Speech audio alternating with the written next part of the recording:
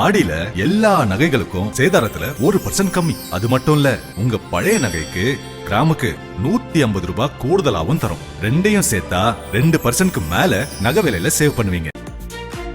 KRS அணையின் நீர்மட்டம் 103 அடியை நெருங்கியிருக்கிறது. கேரள மாநிலம் வயநாடு மற்றும் கர்நாடகாவின் குடகு மாவட்டங்களில் தொடர்ந்து பெய்து வரும் கனமழையால் அணைகளுக்கு நீர்வரத்து அதிகரித்துள்ளது.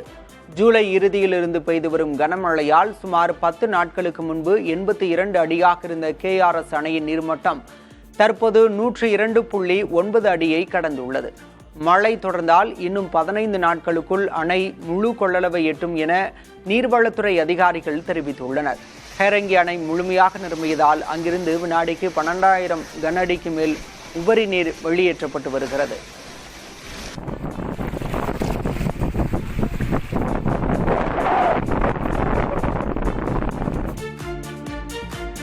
கபினி அணையிலிருந்து திறக்கப்படும் உபரி நீர் வினாடிக்கு 25,000 கன அடியாக குறைக்கப்பட்டுள்ளது.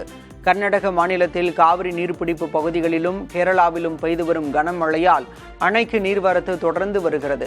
கபினி அணைக்கு நீர்வரத்து 27,115 கன அடியாக குறைந்துள்ளது.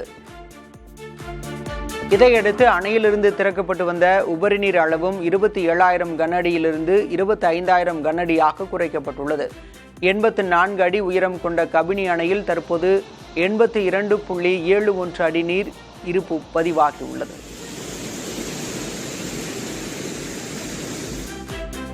கர்நாடகாவின் கபினி அணையிலிருந்து காவிரியில் திறந்துவிடப்பட்ட உபரி நீர் தமிழகம் வந்தடைந்தது.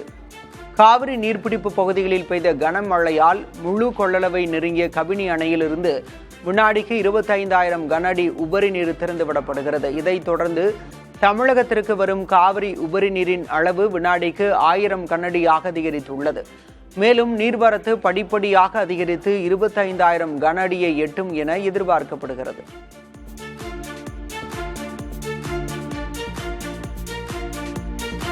முல்லை பெரியாறு அணையிலிருந்து தமிழகத்திற்கு தண்ணீர் கொண்டு செல்லும் தேக்கடி தலைமதகு பகுதி கால்வாய் அருகே கரையில் உடைப்பு ஏற்பட்டது.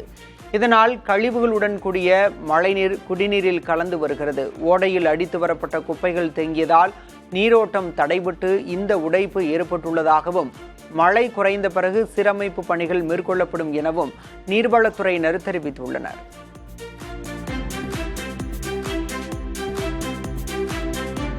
கடலூர் மாவட்டத்தில் கடந்த சில நாட்களாக நிலவி வந்த கடும் வெயில் மற்றும் அனல் காற்றுக்கு மத்தியில் திடீரென கருமேகங்கள் சூழ்ந்து மழை பெய்தது. இதனால் வெப்பம் தணிந்து குளிர்ந்த காற்று வீசியதால் பொதுமக்கள் மகிழ்ச்சி அடைந்தனர்.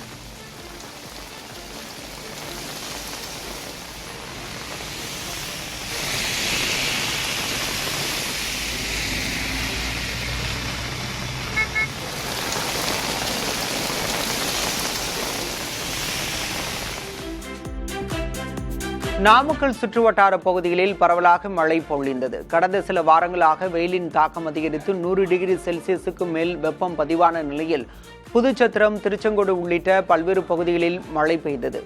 அரை மணி நேரத்திற்கு மேலாக நீடித்த மழையால் வெப்பம் தணிந்தது.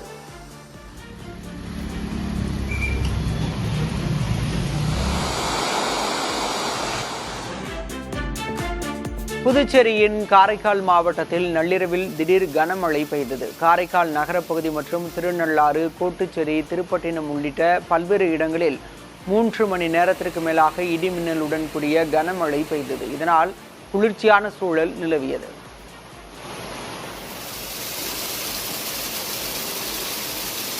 ஆடி 18 வாங்கும் தங்கம் மகாலட்சுமியின் அருளை வீட்டிற்கு வரவேற்கும் மங்களத்தின் அடையாளம். இந்நாளை லலிதா ஜுவல்லரியின் பொன்னான ஆடி ஆஃபரோடு கொண்டாடுங்கள்.